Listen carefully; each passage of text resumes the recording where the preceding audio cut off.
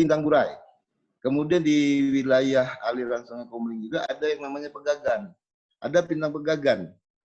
Nah, pegagan ini ada beberapa wilayah, makin dia ke hilir, itu kuahnya makin kental, sementara dia makin ke hulu, itu kuahnya semakin encer.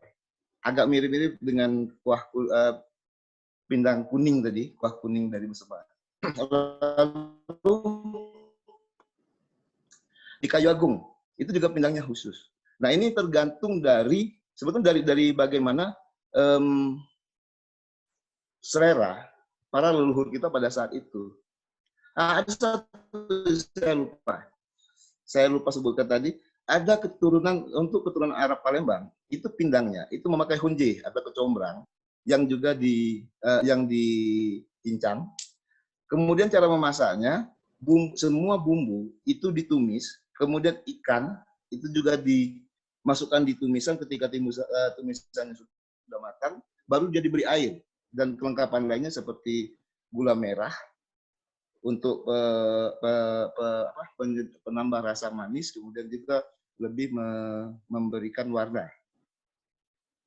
Kalau kita tadi bicara penesak tadi, misalnya di Meranjak, itu dia cenderung lebih kental, lebih coklat karena pengaruh asam.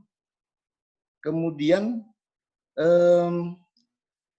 rasanya asam, pedas, dan manis. Nah, mereka ini misalnya ada tambahan, tadi kita lihat tadi ada foto-foto tadi, irisan nanas. Irisan nanas itu kemudian ketika sudah berpindah ke Kayu Agung justru tidak memakai irisan nanas. Tetapi ketika di Burai, selain irisan nanas, ada juga nanas parut. Nah, inilah yang memberikan perbedaan. Walaupun komposisi bumbunya sama, tetapi cara pengolahan dan perlakuan serta kadar. Misalnya Kayu Agung lebih banyak kunyit. Kalau di Meranjak lebih banyak asamnya. Kalau di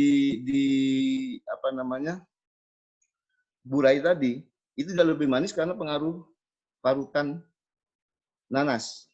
Nah, itu sama, tapi cara pembuatannya sama seperti kata Bu Rucia tadi.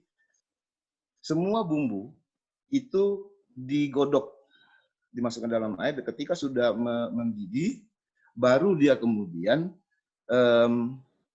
dimasukkan ikannya. Dan memang karena kekayaan di Sumatera Selatan, kekayaan ikan misalnya, banyak sekali jenisnya. Ada pindang gabus, pindang delek, ikan gabus itu, ada pindang toman, ada pindang bujuk, ada lagi ikan serandang. Yang enak lagi misalnya ikan tebakang, geligir belidon. Nah, geligir belidon luar biasa. Nah, kemudian lagi pindang telur iwak. Lalu ada juga pindang yang memakai udang. Baru perkembangan selanjutnya ada muncul pindang tulang, pindang daging, pindang ayam. Ada satu lagi sebetulnya, pindang iwak teri. Nah, ini mungkin yang jarang. Nah, iwak teri ini selain dia dengan ikan teri, ditambahkan lagi dengan potongan-potongan mentimun. Ini biasa dibuat di Palembang.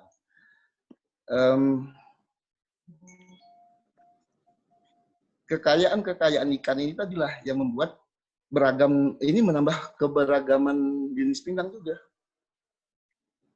Saya dapat didengar? Bisa, Kak? Bisa. Bisa. Oke. Terpesona, Kak, kami, Kak. Iya. Ya, soalnya mungkin ada pertanyaan. Pak Yudi ada waktu 5 menit lagi. Maaf, Pak Yudi, kita masih ada Bu Mirna. Maaf ya, bagi-bagi. Iya. Oke.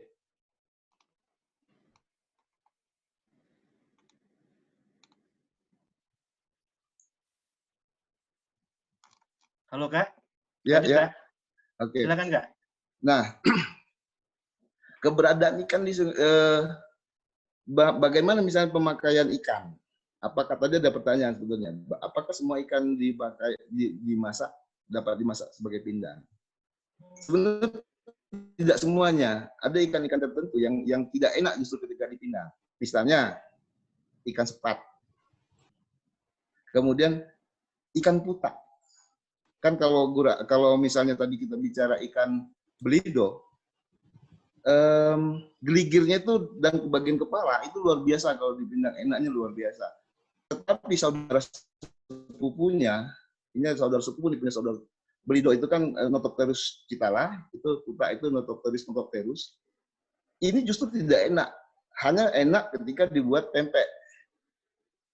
Jadi dia tidak dapat dipakai untuk ya kalau mau misalnya ikan sepat mau dipindang ya silakan, tapi tidak terlalu enak. Berbeda misalnya ketika kita bicara ikan seluang. Nah, seluang itu salah satu andalan, termasuk ada jenis lais. Lais ini punya saudara sepupu jarang gigi. Jadi kalau lais itu paling besar dia itu 200 gram. Jika ada ikan yang 250 gram sampai setengah kilo, itu sudah lain lagi, namanya jarang gigi. Ada lagi yang bentuknya sama, tetapi dia bisa sampai 5 kg per ekor, itu ikan sengarat namanya. Jadi luar biasa sebetulnya. Sama tadi ada iwak gelek, ada toman, ada bojo, ada serandang. Tadi ada juga belido, ada putak. Jadi sebetulnya ikan-ikan di Sumsel itu banyak sekali yang dia bersepupu gitu. Kemudian ada yang tadi ada persoalan yang menanyakan soal tom yum. Saya tidak dapat mengatakan bahwa tom yum dan pindang itu sama. Karena dari komposisi bumbu, kemudian dari jenis-jenis bumbu yang dipakai, termasuk bahan-bahan isiannya itu berbeda. Jadi barangkali ada kesamaan dalam proses, tetapi berbeda dalam penerapannya. Bagaimana?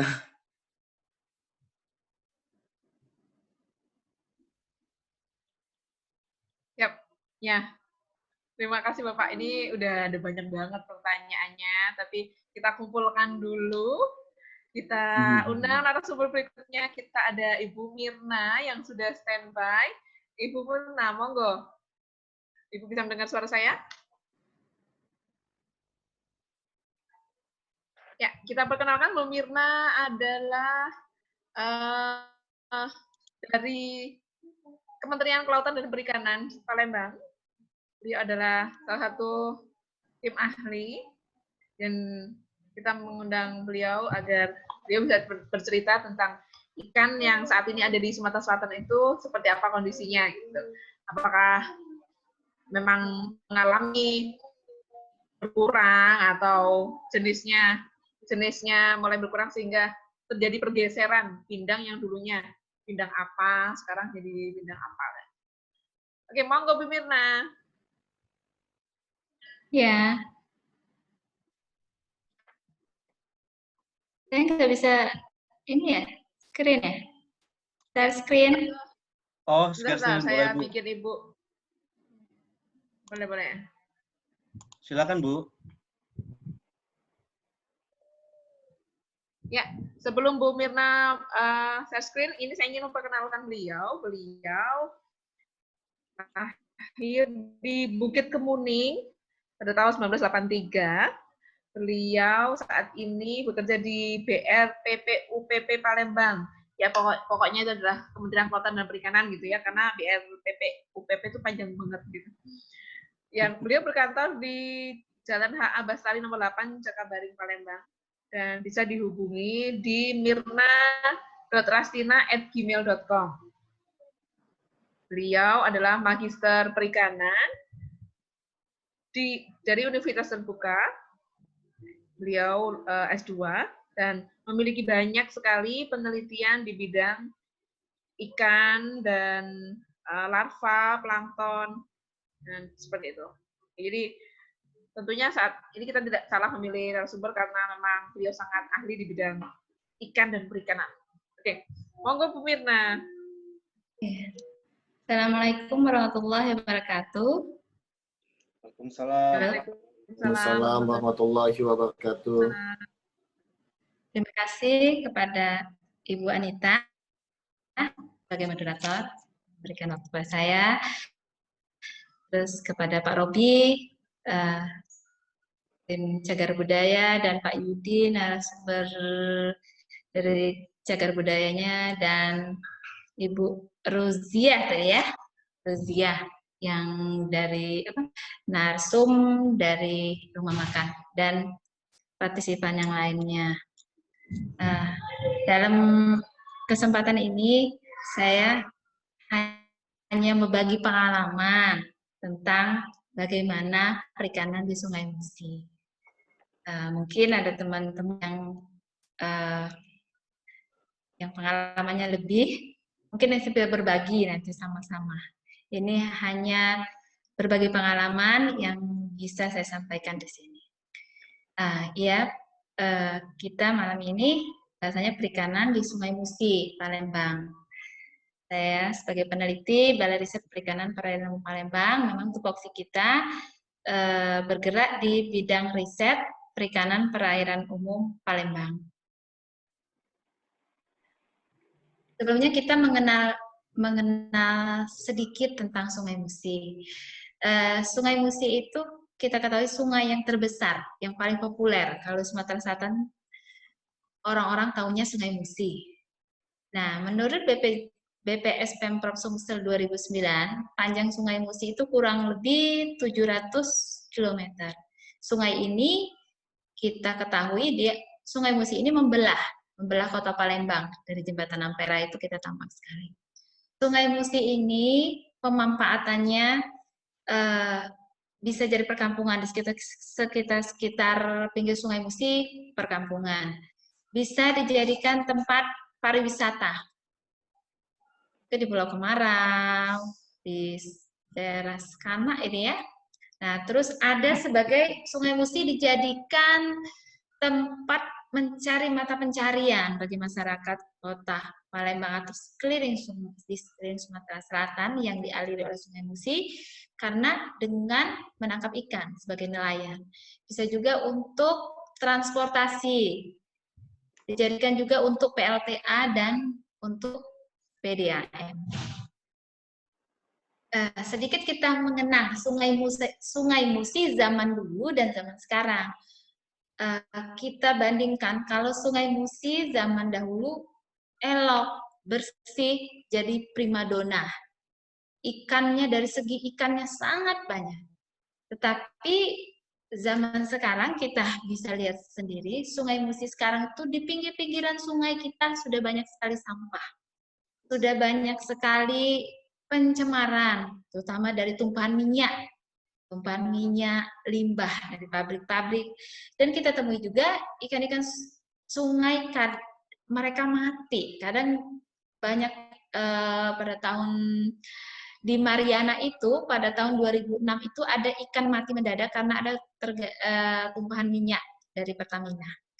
Dan ada juga kematian ikan itu disebabkan karena cara menangkap ikan yang seharusnya dilarang, tetapi masih dilakukan oleh masyarakat, meracuni atau bahasa Palembangnya putas ya, dengan menggunakan putas. Ada juga yang strom. Nah ini bagi kita harus selamatkan Sungai Musi kita ini. Kita harus gimana biar menyelamatkan ikan, pada dasarnya poinnya. Kita ketahui ikan itu hidupnya di air. Nah, di Sungai Musi itu, saya contohkan pada penelitian Nasution et al. 93, 35-45% PAD-nya OKI itu berasal dari lelang lebak lebung. Karena memang di OKI itu banyak rawa banjiran. Jadi, lelang lebak lebungnya menjadi PAD. Otomatis dengan demikian, perikanan ini merupakan pasok PAD bagi Sumatera Selatan, salah satunya di Jakti, di Oki. Dan juga kita tidak menutup kemungkinan, tadi sudah dibahas dengan Pak Yudi, dengan Ibu Rozia, bahwa kuliner kita di Palembang yang berbahan dasar ikan, salah satunya pindang. Mungkin yang bahasan sebelumnya juga pempek berbahan dasar ikan. Di sini saya tampilkan beberapa penelitian yang telah dilakukan tentang ikan.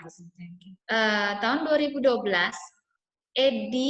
Pak Edi melakukan inventaris ikan di Sungai Musi itu ditemukan 29 spesies. Terus 2009, Prianto dan Suryati daerah hilir, mereka penelitian hanya 54 jenis ikan. Nah, 2010 BRPPU, kebetulan kantor kami dulu namanya Balai Riset Perikanan Perairan Umum, sekarang sudah berganti BRPPUPB. Buku kita 2010 itu bahwa menyatakan jenis-jenis ikan di Sungai Musi yang sudah jarang ditemukan itu tangkal lesu, ikan kapas-kapas, ikan elang, timah-timah atau lais ini ya, lais-laisan, mok-mok, sengarat, temparang, putung hanyut, lumajang, dan dalu. Dan ada juga jenis-jenis ikan yang sudah mulai berkurang. Dari tahun 2010 itu sudah mulai berkurang. Itu patin di sini adalah patin sungai. Apa bukan yang budidaya ya?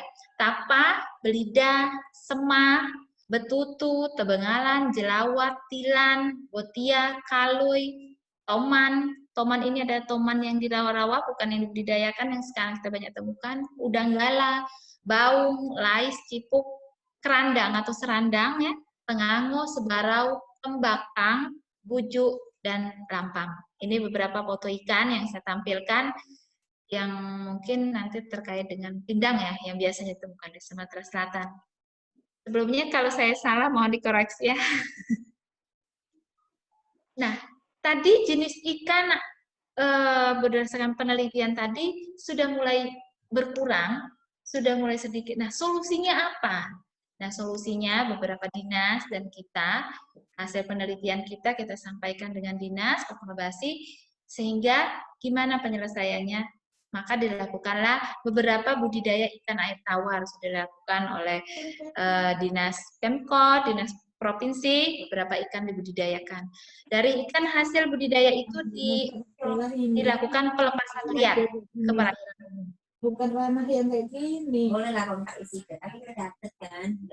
Nah, pelepasan liar dan budidaya dan pelepasan liar ke perairan umum atau ke Sungai Musi itu tidak akan terwujud goalnya supaya ikan kita tetap banyak di Sungai Musi tanpa ada kerjasama pemerintah, nelayan, dan kita sebagai masyarakat, kita stakeholder-nya untuk menciptakan apa? Kuliner kita Palembang itu khas kita, pindang, ataupun untuk nanti bahan dasar yang berbahan dasar ikan selain pindang, itu tetap lestari. Harus ada kerjasama, baik itu pemerintah dan stakeholder, nelayan, dan sekitarnya. Karena ini terkait dengan yang saya tampilkan PowerPoint tadi. Salah satu berkurangnya karena alat tangkap yang tidak ramah lingkungan, terus ada karena aktivitas pabrik dan pencemaran, dan imbasnya terjadi itu peraturannya. Jadi harus ada kerjasama antara pihak-pihak tadi. Ini di sini saya tampilkan ada jenis-jenis ikan yang biasanya dijadikan masakan untuk pindang. Misalnya di sini ikan gabus. Ikan gabus, ini ikan Cana seriata, ini ikan baung, ini patin, ini ikan lais. Nah, ini ikan baung. Ikan baung, menurut Aparisi itu nama latinnya itu ikan gabus. Ikan baung berdasarkan Kottert et al. 93, nama latin itu Mistus nemurus. Mungkin bisa dilihat ya. Makanan ikan baung ini serangga, ikan-ikan kecil, krustase. Itu karena ikan baung ini kategori omnivore. Atau bahasa ilmiahnya omnivore itu pemakan segala. Habitat ikan baung ini biasanya dia di perairan tenang. Dia biasanya bersembunyi di liang-liang sungai. Air yang tenang, banyak rumpun ya, banyak banyak tumbuh-tumbuhannya, dan biasanya di dekat muara. Nah, itu ada ikan baung. Proses pemijahan ikan baung di awal musim hujan. Populasi ikan baung ini mulai berkurang ya, karena salah satunya penangkapan yang tidak ramah lingkungan, yang tidak selektif lingkungan tadi. Dalam kandungan proksimatnya, ikan baung ini antara yang kita pelihara sungai, kolam, keramba, ternyata menurut penelitian Iskandar, itu proteinnya paling banyak itu yang di alam. Tetapi solusinya karena di alam sudah berkurang ya, akhirnya ada yang di kolam, ada juga yang di keramba. Tapi kita harus harusnya mempertahankan yang kondisi di sungai, karena protein tertinggi itu berdasarkan penelitian adalah di sungai, di habitat alamnya. Berdasarkan penelitian Ozobul 2005 bahwa spesies ikan, habitat, pakan yang diberikan, dan umur tangkap dan panennya sangat mempengaruhi nilai gizi ini juga. Itu untuk yang khususnya untuk yang dibudidayakan ya. Yang kedua saya tampilkan di sini adalah ikan gabus dengan nama Latin Channa ceriata. Ikan gabus ini biasanya hidup di rawa. Ikan gabus ini salah satu ikan yang tahan hidup di perairan asam, perairan yang oksigennya rendah, dia mampu hidup dan berlumpur. Ikan yang tahan kalau gabus ini. Nah, gabus itu setiap daerah itu berbeda-beda. Di Sumatera Selatan kita terkenal gabus, tetapi setiap tempat itu berbeda. Misalnya di Merauke, saya pernah penelitian di Merauke, ikan gabus itu gastor. Awalnya saya nggak tahu ikan gastor itu ikan apa, oh ternyata ikan gabus. Setiap tempat itu berbeda-beda.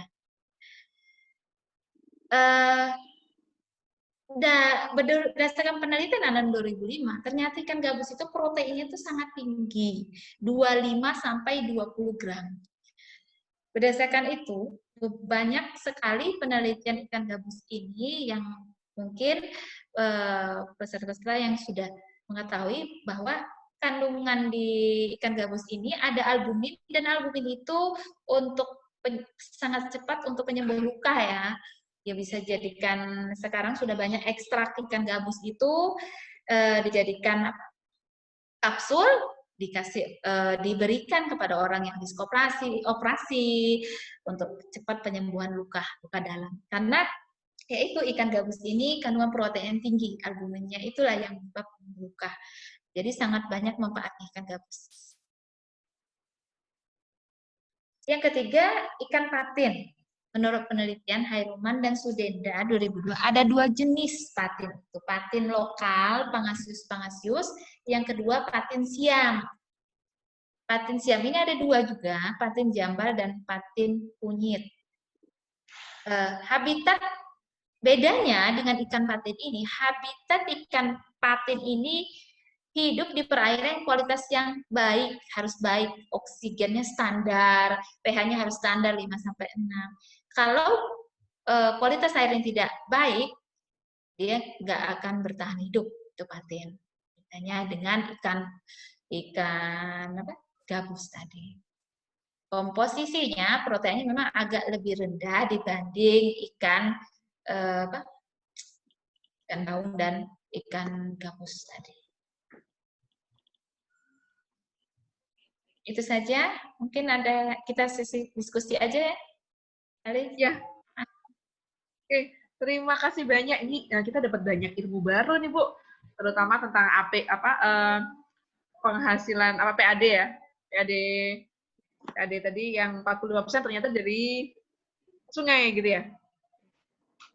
Menarik sekali. Yang kedua, kemudian kita juga ngelihat ikan-ikan yang lama udah nggak kita lihat lagi, jadi kayak reunian sama ikan gitu. Nah ini PAD Kabupaten Ogan Oki itu dari lelang lebak lebungnya. Lelang ikan ya Bu ya? Iya, mereka lelang itu ikan ya maksudnya. Iya, di Oki itu kan banyak rawa-rawa. Jadi sekarang itu sudah ada sistem lelang gitu. Rawa-rawa itu kalau di saat air surut mereka lelangkan untuk menangkap ikan. Sudah di Oki begitu.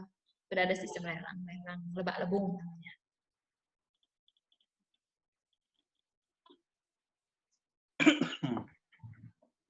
Oke, kita langsung masuk ke sesi tanya jawab ya. Jadi untuk mempersingkat waktu karena ini sudah mulai jam sekian, ini di beberapa daerah yang di Indonesia bagian timur sudah 9:30 ini. Oke, kita langsung aja. Ya, untuk Bu Mirna dulu, ini ada pertanyaan bahwa apa benar bahwa ikan yang di sungai itu proteinnya lebih tinggi daripada yang ditambak, dan kalau emang benar seperti itu tuh alasannya kenapa, Bu ya? Itu tadi kan tampilan.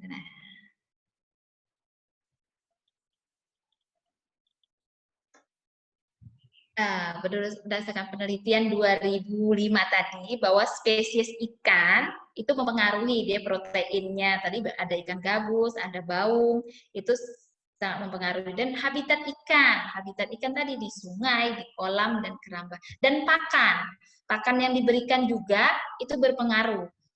Pakannya, apakah kandungan proteinnya tinggi akan memacu juga ikannya berprotein tinggi. Dan umur pada saat menangkap ikan, pada saat kita menangkap ikan dan kita masak itu mempengaruhi juga kadar proteinnya. Tetapi memang bagusnya ikan itu, menurut saya, bagusnya memang ikan itu di habitat aslinya, karena istilahnya Tuhan sudah menciptakan ini habitatnya, otomatis proteinnya yang dari segi proteinnya, dari segi alamnya itu protein kadar semuanya itu banyak itu. Tetapi dari kandungan proximat, misalnya saya contohkan ikan baung tadi di sungai, di kolam, di keramba, kandungan ini karena air dengan lemak ini akan berbanding terbalik. Dalam segi kimia mungkin Ibu Anita ya, mungkin bisa bantu saya nanti. Berbanding terbalik dengan kadar air dan kadar lemak ini biasanya. Dan dari segi proteinnya itu tadi, ya tergantung dengan makanannya. Makanannya itu di alam gimana, terus kalau di kolam dikasih makanan yang proteinnya juga tinggi, kemungkinan ikan yang dihasilkan juga proteinnya tinggi. Tetapi memang paling bagus itu kita ke habitat aslinya, kembalikan kepada habitat aslinya, itu akan lebih bagus. Keramba gitu kali ya? Ya, Mbak? Bikin keramba gitu kali ya? Keramba, tapi keramba yang misalnya gini, Sungai Musi kan ada banyak keramba-keramba tuh, tapi di pinggiran Sungai Musi, jadi dia ke habitat aslinya. Bukan yang dikurung, yang dikurung airnya tidak mengalir, jadi kan itu airnya bukan ikan itu sudah istilahnya gimana ya? Yang paling bagus itu nutrisi yang memang habitat aslinya gitu. Intinya begitu sih.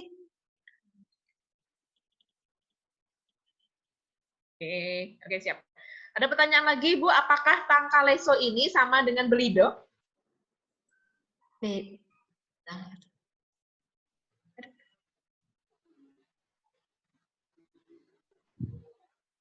Ya. Ya, Bu. Ya, apakah tangkaleso ini sama dengan belido? Tangkaleso. Belida ya kalau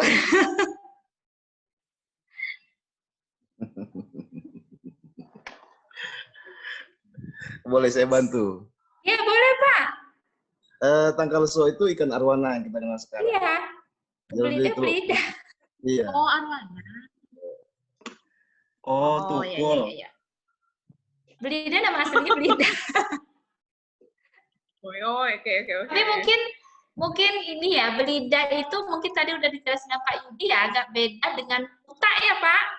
Mungkin tadi Pak Yudi udah nyinggung. Kalau belida ya namanya belida, tapi mungkin agak beda dengan puta.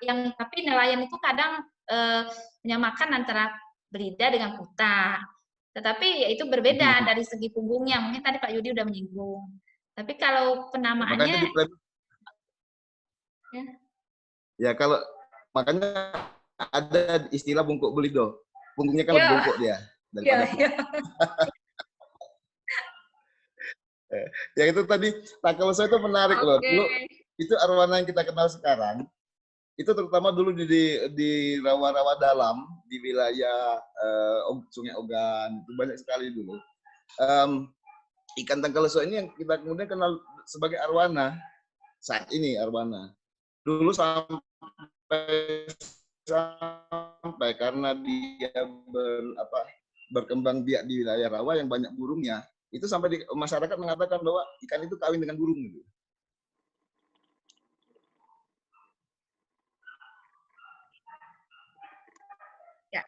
Iya, tapi Halo? sekarang itu kita berdasarkan penelitian kita, sejak kita penelitian itu, kebetulan saya ikut penelitian di Sungai Musi itu dari tahun 2005, kita kebetulan ada kegiatan Sungai Musi, menyusuri Sungai Musi, kita penelitian itu dari hulu, tengah, hilir.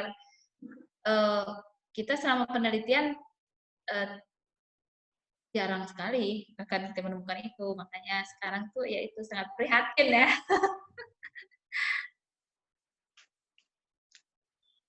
Oke, ya. Oke, terima kasih Bu Mirna. Yang Satu lebih lagi bagus, pertanyaan untuk Bu Mirna sebelum kita masuk ke narasumber yang lain. Ya, ini mengenai kandungan limbah di Sungai Musi itu emang tinggi banget ya? Ada informasi tentang kandungan limbah itu, Ibu? Kalau kandungan limbah, saya nggak bisa jawab ya, karena itu AMDAL ya. Tapi berdasarkan penelitian kita, karena riset kita tuh ke Balai Riset Perikanan, kita efeknya ke ikan. Kita membahasnya efeknya ke ikan. Berdasarkan penelitian, yaitu saya ceritakan pada kasus tahun 2006, ada tumbuhan minyak, dan itu ada ikan banyak sekali ikan mati di situ, yaitu salah satunya ada pencemaran dari limbah ikan. Selain itu, kan kebetulan kantor kami sebelum yang Jakabaring kan di Mariana. Banyak di pasar-pasar tradisional itu, khususnya nelayan-nelayan ada yang dapat ikan, misalnya seluang. Mereka masih mendapat ikan seluang, terus ada tilang. Pada saat kita beli, kebetulan misalnya di daerah Pertamina ya, itu kita masak, itu akan rasanya itu rasa minyak, ada minyaknya gitu. Nah, itu efeknya kalau ke ikan. Otomatis kalau kita makan dari segi rasanya udah nggak enak lagi gitu. Dari segi akumulasi limbah, saya rasa mungkin dibahas sama orang limbah ada kan, karena itu dari segi rasa. Oke, terima kasih banyak Bu Mirna. Nanti kalau ada pertanyaan yang nyerempet-nyerempet ke ikan lagi, kita tanya lagi Bu Mirna. Ini satu pertanyaan untuk Mbak Diva. Mbak Diva adalah putrinya Bu Rumsiah. Mbak Diva masih standby? Masih. Oke, Mbak Diva. Kalau tadi ada yang mirip masakan pindang ini, kalau di Betawi tadi ada yang ngasih info saya bahwa disebut dengan pesmol atau sayur kuning. Kemudian ada yang mirip-mirip dengan pindang ini, kalau di Aceh namanya nggak bisa baca nih, asam kewong, asam kewong. Terus kemudian di asam keeng. Asam keeng. Apaan? Asam keeng. Oh, asam keeng. Nah, kemudian kalau ada tom yum juga yang mirip dengan pindang. Pertanyaan saya, karena Mbak Diva ini saya dengar pinter banget masakan Jepang. Itu kalau di Jepang ada nggak sih Mbak yang kayak pindang gitu?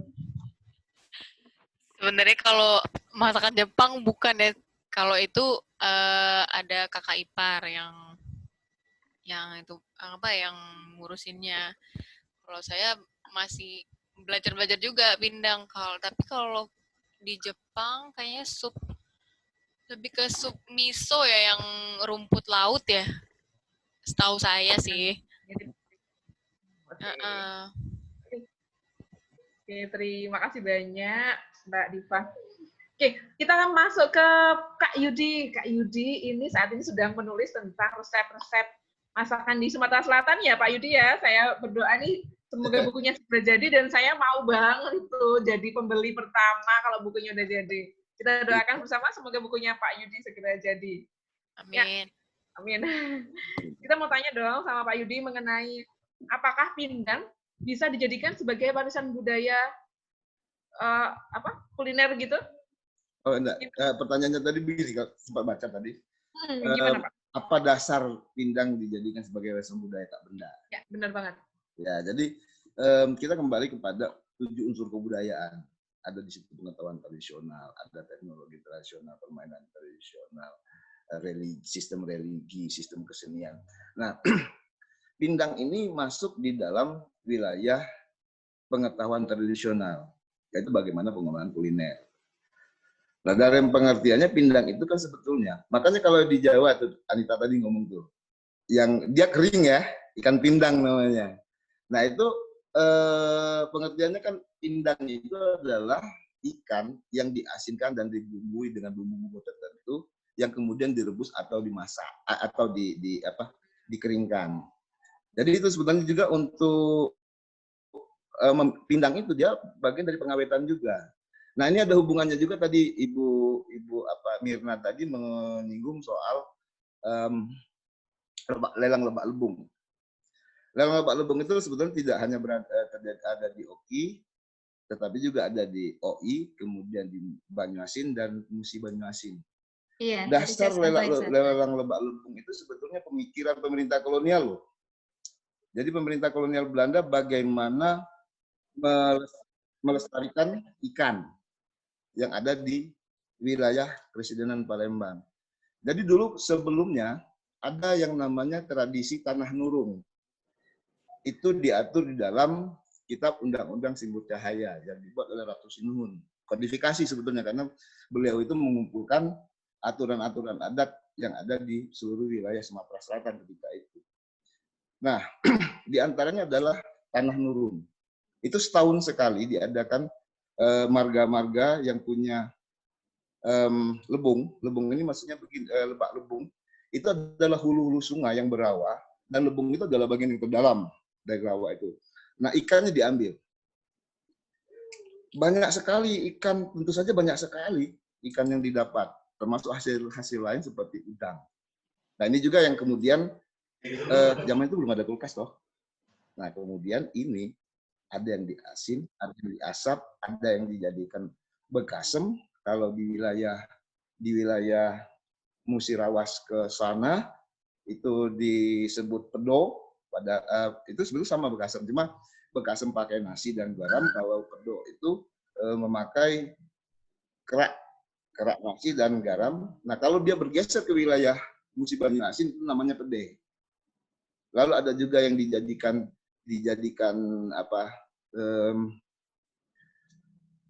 roset, ikannya kecil-kecil jadi roset, ikan yang ukurannya besar-besar dijadikan jeho. Tetapi penamaan jeho ini juga tidak sama untuk tiap daerah. Jadi pada saat Belanda kemudian mengkodifikasi kembali Undang-Undang Simbut Cahaya ini, tradisi tanah nurung itu tetap berlaku, itu ada di bab 3. Di bab 3 aturan dusun dan berladang. Itu ada di bab 3 pasal 19. Lalu kemudian pada 1920 dilakukan lagi aturan karena pemikiran bahwa ini pelestarian harus berlangsung dong. Maka keluarlah yang namanya Fishery Ordonansi 1920. Atau dulu orang-orang kita mengenalnya sebagai peraturan perlindungan terhadap keberadaan ikan. Nah, sejak itu dilakukan lelang lebak lebung, walaupun ada laporan bahwa pelelangan itu sudah berlangsung sejak 1850, tapi tidak menyeluruh di wilayah Sumatera Selatan. Nah, ini kaitan yang saya katakan ini, agak persoalan ikan yang tadi kelestarian yang tidak terjaga misalnya, kemudian eksploitasi terhadap ikan memang berlangsung sangat miris bagi kita. Tetapi untuk wilayah-wilayah yang memberlakukan lelang lebak lebung di 4 kabupaten, OKI, OI, Banyuasin dan Muba, itu alhamdulillah ikan-ikannya masih terjaga karena ketika pelelangan itu dilakukan bulan November, berlangsung sampai ke November berikutnya, pemenang lelang itu akan menjaga, termasuk masyarakat sekitarnya itu ikut menjaga. Artinya karena ini persoalan uang juga kan. Jadi selama itu orang hanya boleh yang di luar hanya boleh memancing, menjala pun tidak kecuali pemenang lelang. Kemudian lagi, kenapa bulan November berakhirnya lagi? Ini ada mungkin Bu Mina lebih paham lagi soal bagaimana posisi air pada masa-masa selama bulan dari Desember sampai kepada November berikutnya. Ada waktu-waktu tertentu ikan-ikan ini air dalam posisi surut, itu bulan Agustus terutama, itu ikan-ikan besar mulai didapat. Lalu September, Oktober mereka mulai berpijah. Kalau bahasa Sumatera Selatan itu iwak ngempas. Ngempas itu dia bertelur. Nah, setelah itu air mulai surut lagi, ikan-ikan yang sudah bertelur tadi dapat diambil. Anak-anaknya sudah mulai bisa mencari makan sendiri, sudah mulai dilanjutkan dengan air pasang besar. Nah, pada saat itu sampai pada bulan Desember itu tidak ada yang mengeksploitasi ikan-ikan ini. Nah, ini yang hubungannya tadi. Kaitannya mengapa pindang itu, apa dasar hukumnya atau apa dasarnya pindang menjadi warisan budaya tak benda ini tadi. Ada kearifan-kearifan lokal yang terdapat di dalam sebuah masakan yang bernama pindang. Kalau dihirup di suasana dingin seperti saat ini saya di sini, itu luar biasa hangatnya. Itu.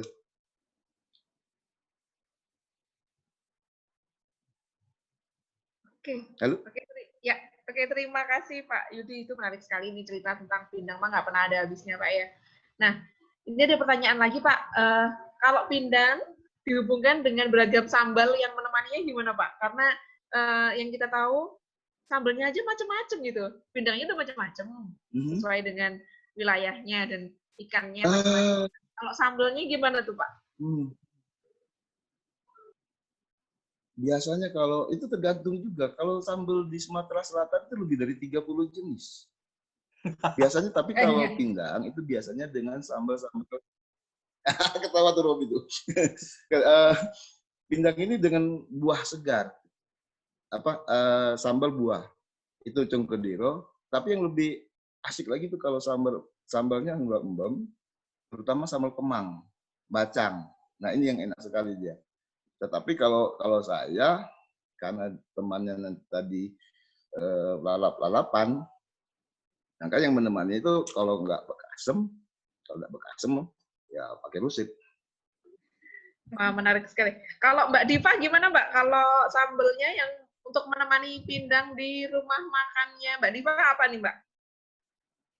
Biasanya yang sering dipesen itu banyak yang dipesan sambal buah sih, benar kata Bapak. Yang campuran apa ya? Embem apa mangga gitulah. Belum ngerti banget sih saya jenis mangganya, cuman yang buat dicocol tuh asik gitu. Tapi ada satu lagi juga sambal tempoyak. Suka juga ada yang jadi pesan pindang kuning itu pakai si sambal tempoyak itu. Nah, aduh jadi lapar banget ini malam ini Mas. Tapi ini menarik sekali ya bahwa hubungannya nanti jadi panjang nih, bisa jadi tambahan bukunya Pak Yudi bahwa berbagai macam sambal itu pasti rempah-rempahnya juga macam-macam juga. Oke, ini mungkin buat Bu Mirna kali ya. Berpengaruh nggak sih Bu kalau kedalaman ikan terhadap jenis ikannya gitu? Maaf, kedalaman sungai terhadap jenis ikan itu gimana Bu Mirna? Berpengaruh pada jenisnya. Benar banget ya. Ya, pada jenisnya. Kalau ikan-ikan, saya contoh misalnya perairan yang dalam, jenisnya akan berbeda dengan ikan yang, contohnya ikan baung. Baung itu tadi kan dia sukanya habitatnya di liang-liang sungai.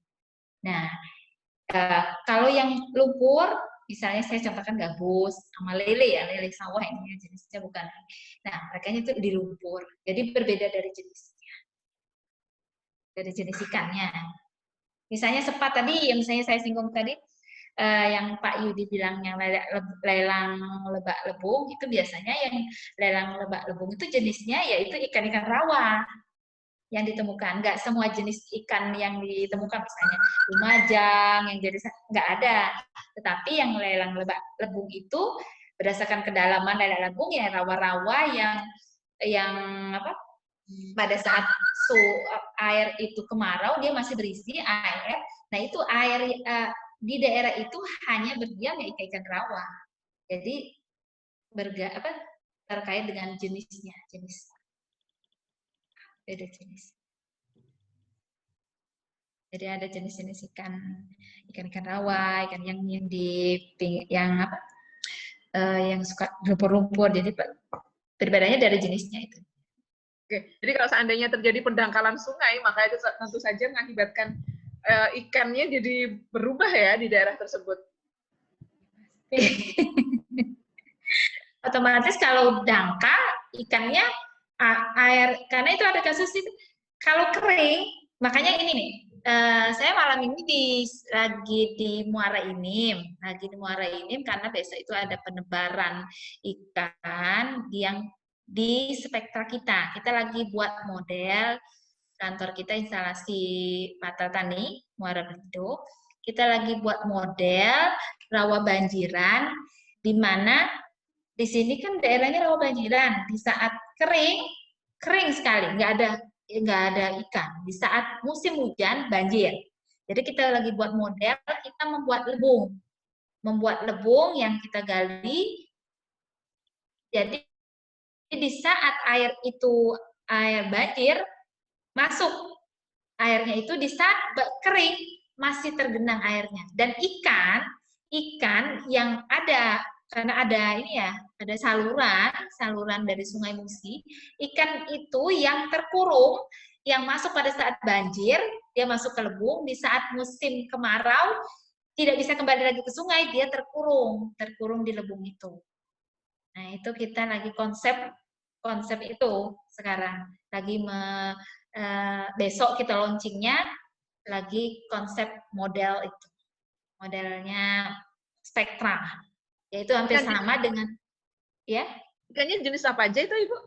Ikan rawa, karena model habitatnya itu rawa banjiran, jadi otomatis ikan itu menyesuaikan ke habitatnya. Kalau misalnya rawa banjiran kita tebar ikan mati karena bukan habitatnya. Jadi kita memelihara sesuatu sesuai dengan habitatnya. Kalau bukan habitatnya pasti mati.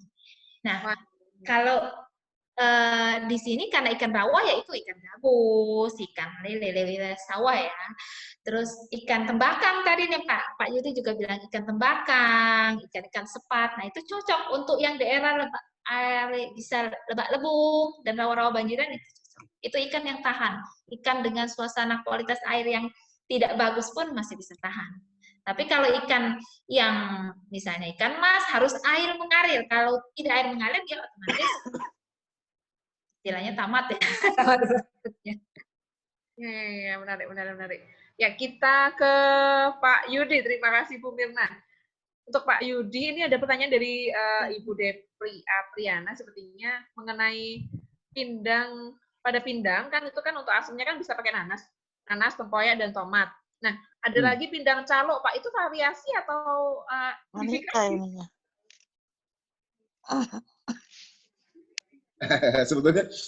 sebetulnya itu bagian dari pindang saja. Jadi calo tadi terasi itu untuk penyedap rasa, jadi tidak memakai MSG misalnya.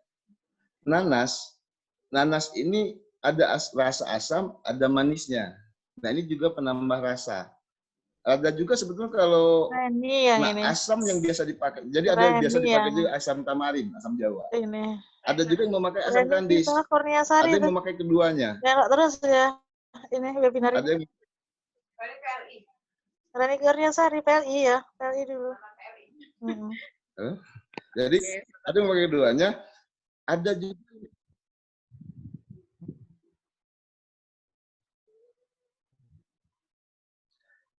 jadi yang memakai keduanya,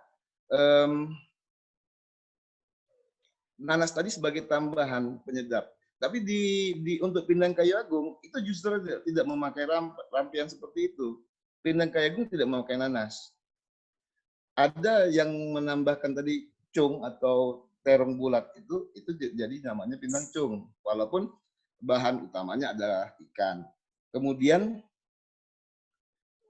saya tadi sempat mengatakan di Burai, selain nanas irisan, dia juga ada nanas yang diparut. Jadi nanas parut ini dimasak bersamaan dengan bumbu burainya yang digodok di dalam air. Baru kemudian dimasukkan ikan. Setelah ikan masuk hampir matang, baru dimasukkan lagi nanas irisan. Jadi itu sebetulnya bukan variasi pindang, melainkan memang bagian dari bumbu pindang. Oke, terima kasih Pak Yudi. Jadi emang bagian dari pindang yang tidak terpisahkan gitu ya. Oke, terima kasih. Ya, untuk informasi bagi Bapak Ibu yang baru bergabung dengan diskusi kita malam ini, yang insya Allah sekitar 20 menit lagi akan berakhir. Jadi seluruh PPT dan presentasinya akan kami share di grup. Nanti bisa juga mengontak kami untuk sertifikatnya. Oke. Jadi kita tidak ada link presensi. Ya, nanti bisa langsung mengontak kami saja. Oke. Oke, kita lanjut lagi. Masih ada pertanyaan berikutnya mengenai ini untuk Mbak Mirna. Oke, Bu Mirna, ikan sebatang, ikan sepat, dan ikan betok itu masih satu keturunan. Gimana? Satu keturunan nggak ya? Ikan sebatang, ikan sepat, dan ikan betok. Itu gimana Bu Mirna? Apakah mereka masih satu genus gitu begini? Apa gimana ya, satu keturunan? Apakah suara saya bisa didengar?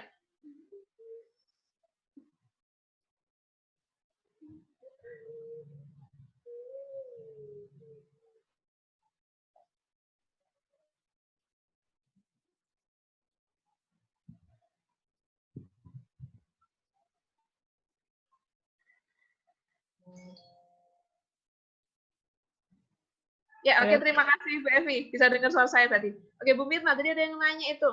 Ikan sebatang, ikan sepat, dan ikan betok, itu masih satu keluarga, atau satu genus, atau gimana, Ibu? Ikan sebatang, ikan seluang batang kali ya, ikan sepat, ikan betok itu satu ciprinid ya, satu marga, tapi beda, spesiesnya sudah berbeda. Ciprinid satu famili, Ciprinidae, ikan yang apa ya, omnivore, ciprinid, tapi sudah beda, spesiesnya sudah beda. Kalau dari segi apa ilmiahnya sudah beda karena spesiesnya sudah berbeda, tetapi dia masuk ke marga Ciprinidae dari famili. Mati lampu. Oke. Ya, makasih Bu Mirna. Ya. Mati lampu ini, Mbak. No, it's okay. Ya? Nggak masalah, Ibu. Asalkan suaranya masih kedengaran karena kita nggak harus kok kelihatan wajahnya. Misalkan masih tetap bisa share sama kami. Seandainya nanti baterainya habis, kalau mau live duluan juga boleh. Oke. Ya, ini ada yang nanya nih. Dari Ibu Depi Apriana, buat Pak Yudi. Pak, ini pindang adalah, bisa dibilang, pindang adalah makanan favorit Palembang dan daerah Musi sampai Linggau ya Pak. Nah, ini Ibu Depi ini punya teman orang Minang, dan mereka merasa aneh dengan pindang kita, katanya ikan rebus, katanya mereka bilang itu ikan rebus kuah bumbu, kayak gitu Pak. Jadi itu bagaimana menurut Pak Yudi? Pak Yudi adalah dari tim ahli Jakarta. Gimana Pak? Ya sebetulnya pindang itu bukan hanya favorit orang Sumatera Selatan, dan memang seluruh wilayah Sumatera Selatan itu punya pindang. Itu favorit orang Melayu. Jadi mulai dari Aceh, kemudian Riau, Jambi, Bengkulu, Lampung itu punya pindang. Bahkan Melayu di Kalimantan juga punya pindang. Namanya agak berbeda. Atau misalnya kita di Bangka Belitung, itu juga ada pindang. Cuma mereka menamakannya lempah, misalnya lempah darat, lempah kuning. Tapi sama pada prinsipnya itu sama. Cuma tadi komposisi dan takaran bumbunya yang membedakan.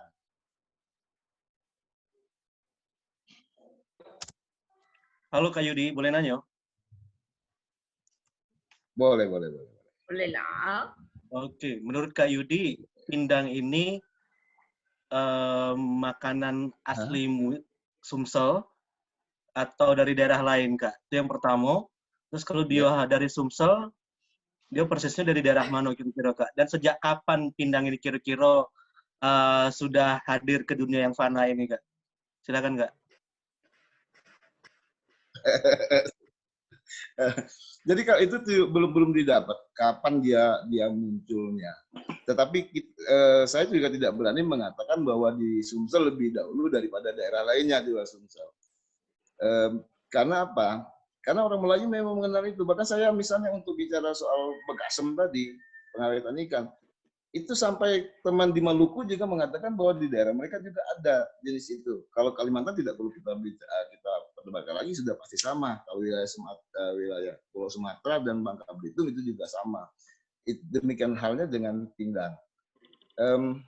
Dan saya juga misalnya hanya tahu bahwa pindang itu adalah bagian dari kearifan lokal, artinya semua orang-orang Melayu.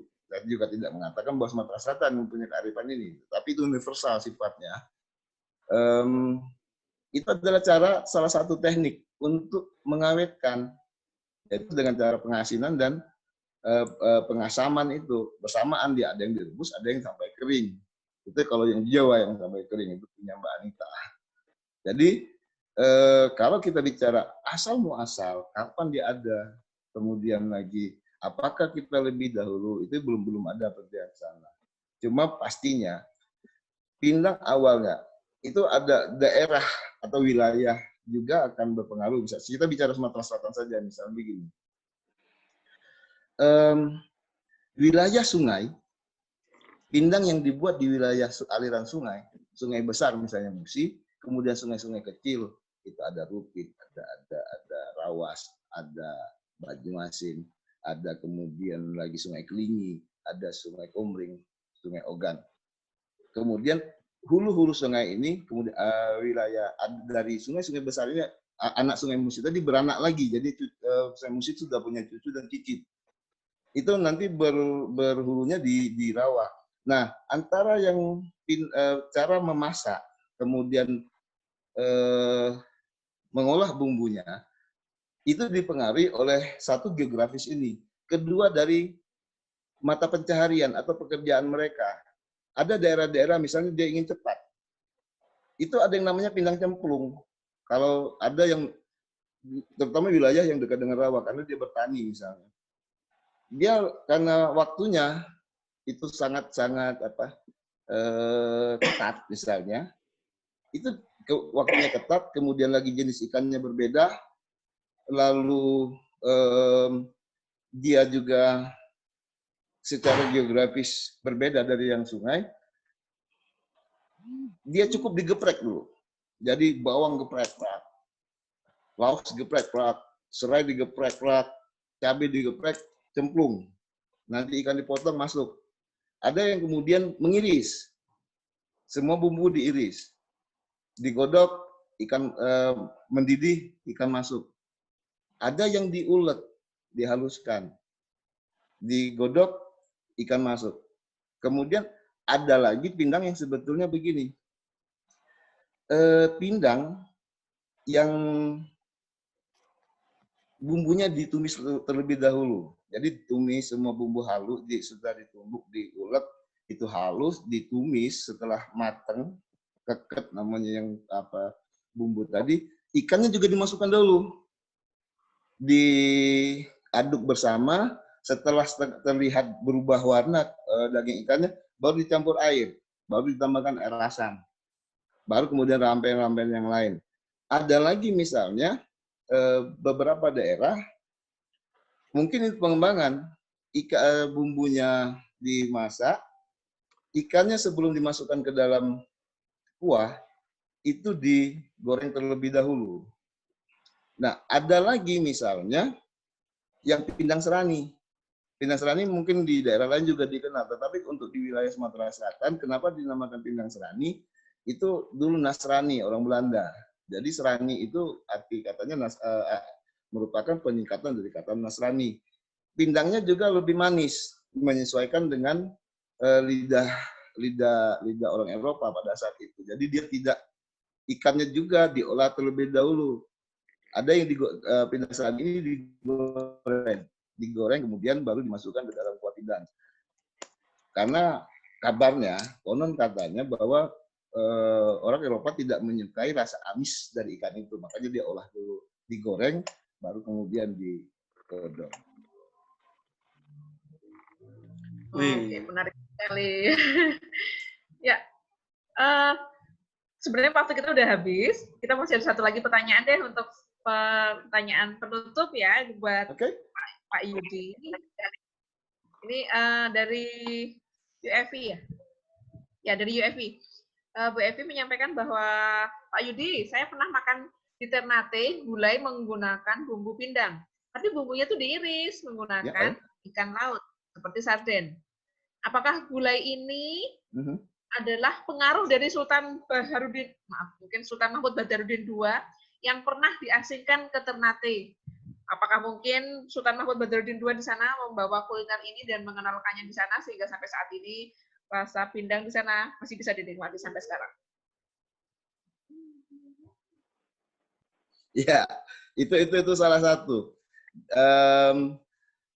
Salah satu hal yang menarik ketika membicarakan kuliner, kesamaan kuliner dengan beberapa daerah. Memang Ternate sebetulnya kalau dilihat dari wilayah geografis, kemudian unsur budaya dan sebagainya berbeda dengan wilayah Sumatera Selatan, khususnya Palembang. Tetapi kita harus ingat teorinya bahwa seseorang atau sekelompok orang yang berpindah ke suatu tempat, dia akan tetap mempertahankan tradisi tempat asalnya. Ini salah satu yang sangat mungkin terjadi pada saat itu, akulturasi. Tetapi saya berpikir bahwa kemungkinan saat ini tidak hanya pindang, banyak kuliner lain yang kita memiliki kesamaan dengan daerah-daerah lain di luar Sumatera Selatan. Saya yakin itu karena ada beberapa yang saat ini saya kumpulkan, ada yang namanya sama, tetapi bentuknya berbeda. Ada yang bentuknya berbeda kuliner ini, tetapi bentuknya berbeda, tetapi namanya sama. Contoh begini, ketika kita bicara jeho untuk Sumatera Selatan, untuk Kota Palembang, OI dan Oki, jeho itu adalah jenis ikan besar seperti tomang, gabus, kemudian serandang, bujuk yang diawetkan dengan cara pemanisan dengan gula aren, diberi garam. Tetapi ketika kita bicara di Rupit, di Rawas, jeho itu adalah pindang ikan yang diberi tempoyak. Di Palembang, Oki namanya pindang tempoyak. Ketika kita datang ke wilayah Teluk Kijing, di Musi Banyuasin, mereka kenal jeho itu sama dengan wilayah Palembang, Oki. Bergeser sedikit wilayahnya ke Kayu Ara dan ke Sekayu, jeho itu adalah tempoyak. Gula jeho kata dia, kuah jeho itu adalah tempoyak. Tetapi kalau di Palembang yang namanya tempoyak dimasak dengan ikan namanya masak tempoyak. Jadi tidak ada hubungannya dengan pindang, tetapi dia dimasak dengan bumbu yang mirip dengan pindang, langsung dengan tempoyak yang ditumis, masukkan tempoyak, masukkan ikan, namanya masak tempoyak. Tetapi kalau di Mubah itu bukan Mubahnya, Sekayu dan Kayu Aro itu namanya masak jeho, karena tempoyak adalah jeho. Nah inilah barangkali nanti ketika kita bicara kesamaan kuliner di beberapa daerah atau di beberapa wilayah di Indonesia, kita tidak akan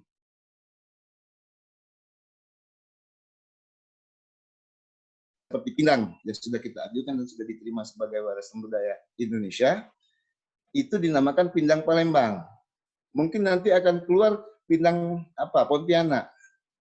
Tetapi kalau kita masih punya kesempatan akan mengajukan lagi pindang Meranja, pindang Rawas, pindang Rupit, pindang Musi, pindang Burai, pindang Pegagan. Pegagannya itu nanti lihat juga daerah mana, karena berbeda juga sedikit rasa dan komposisi bumbunya. Banyak sekali sebetulnya. Kalau untuk pindang kita bisa dapat untuk predikat warisan budaya tak benda mungkin lebih dari 10 nantinya. Itu.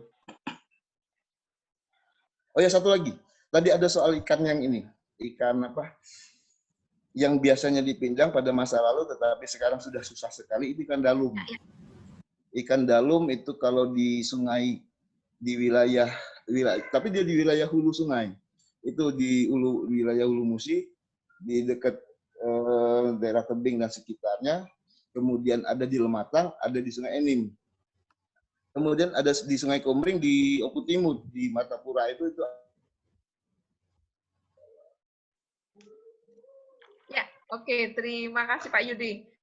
Satu kata terakhir penutup Bapak dari tim ahli cagar budaya Sumatera Selatan untuk khasanah kuliner Sumatera Selatan, khususnya pindang.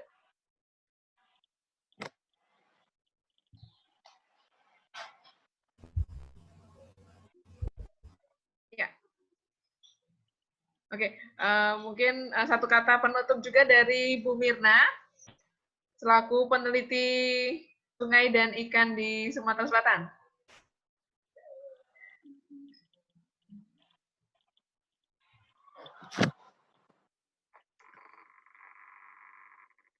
Oke. Ya, pada intinya kita lestarikan perikanan kita dengan cara menjaga, sama-sama menjaga, mendukung program pemerintah untuk melindungi salah satu penangkapan ya. Siap. Ya, setuju banget Ibu. Terima kasih. Dari Mbak Diva. Penangkapan jangan menggunakan alat tangkap yang menggunakan alat tangkap yang dilarang. Kalau misalnya kita ada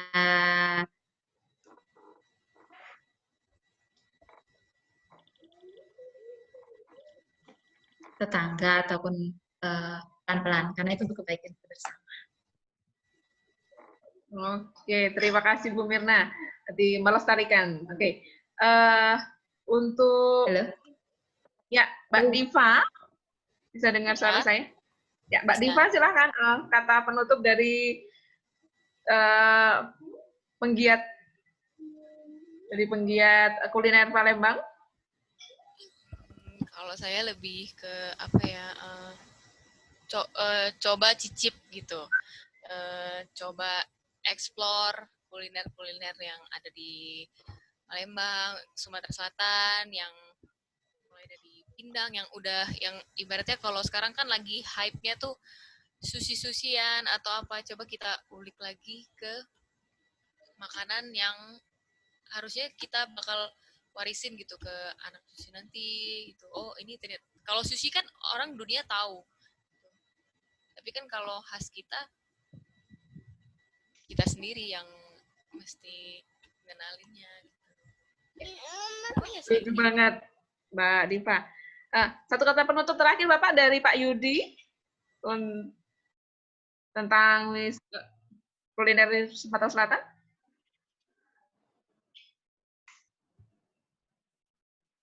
Oke, Pak Yudi, belum ada suaranya. Oke, baiklah. Karena waktu sudah kita lebih dari waktunya, maka kita tutup kegiatan kita malam ini. Kami ucapkan terima kasih banyak kepada seluruh narasumber yang telah berkenan meluangkan waktu dan ilmunya berbagi pada kami. Pada malam hari ini kita dapat banyak sekali ilmu yang bermanfaat dan malam yang sangat bermanfaat ya tentunya hari ini. Kami ingin menyampaikan pantun, tentu saja. Makan pindang malam-malam, ditambah sambal, buah alangkah lezatnya. Kami dari Sahabat Cagar Budaya menyampaikan, mari kita mengenali, mencintai, dan melestarikan budaya bangsa. Terima kasih banyak, kami mohon undur diri, dan sampai jumpa pada webinar-webinar berikutnya. Wassalamualaikum warahmatullahi wabarakatuh. Waalaikumsalam Mbak Anita, keren pindangnya. Terima kasih Bu Reni. Terima kasih Mbak Anita. Terima kasih Bu Rumziah diwakili oleh Diva. Terima kasih Bu Mirna yang udah jauh-jauh dari Moreni. Mati lampu pula sekarang udah hidup lagi, alhamdulillah. Terima kasih Kak Yudi dari Pagar Alam, putus-putus juga. Terima kasih teman-teman semua yang udah datang malam ini. Mohon maaf atas segala kekurangan. Ini adalah seri terakhir dari webinar kuliner Sumatera Selatan yang diselenggarakan oleh Sahabat Cagar Budaya. Kami berbasis di Palembang. Ini setelah 3 ini kami akan melakukan evaluasi dan mungkin akan ditindaklanjuti dengan ya mungkin kegiatan offline atau dengan hal webinar yang lebih mendalam lagi membahas tentang kuliner Sumatera Selatan.